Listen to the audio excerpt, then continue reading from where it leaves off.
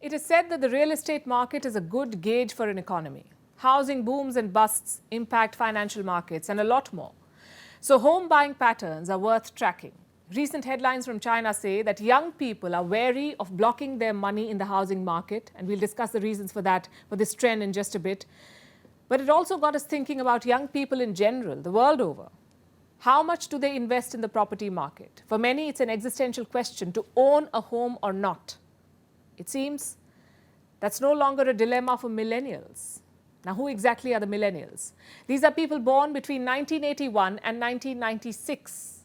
In India, they make up almost 34% of the population. 440 million people in India are millennials. The pandemic has changed them in more ways than one. The virus from China has turned millennials in India into home buyers.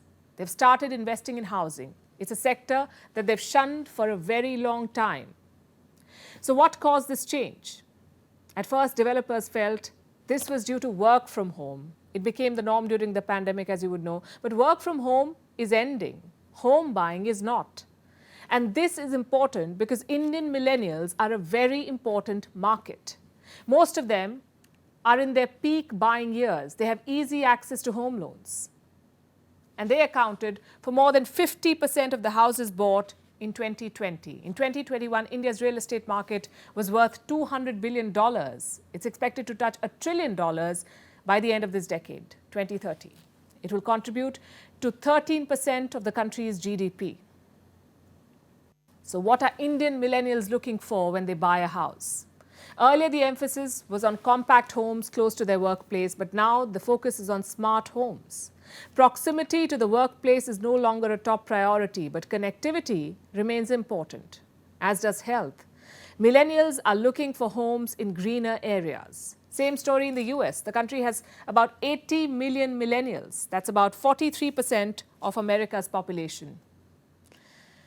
And they're also the largest share of home buyers.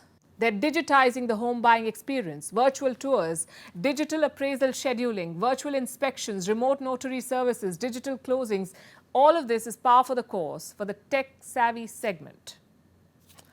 They're also twice as likely to use their mobile phones to zero in on that perfect house. Twice as likely as the baby boomers, people who were born between 1946 and 1964, the baby boomers.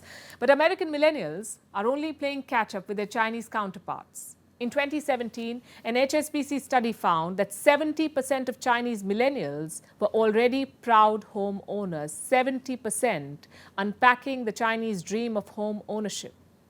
It's no mean feat if you look at their history. Till the second half of the 20th century, China was a mass public rental society. Private ownership of homes made up less than 30% of the population.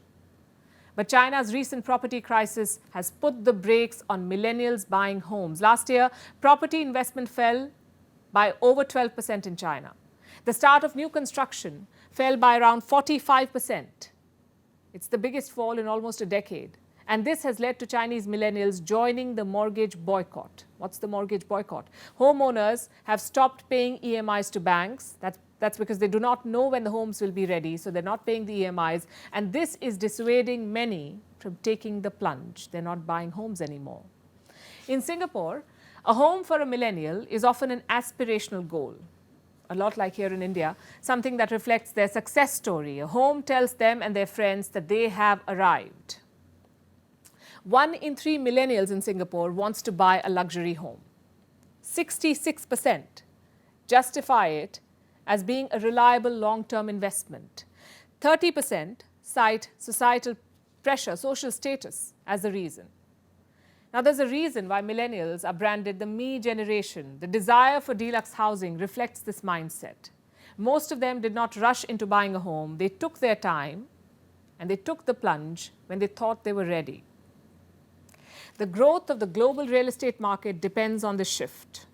It has grown close to $4,000 billion this year, a growth of more than 7% from last year, and it is projected to grow to more than $5,200 billion by 2027. Lots of numbers. A recent survey found that while millennials are the most confident generation when it comes to financial literacy, they're also the most stressed.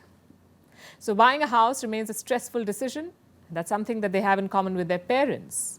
But it seems the millennials have done their math finally. They're happy to finally grow some roots and own some real estate. They're no more the rent generation.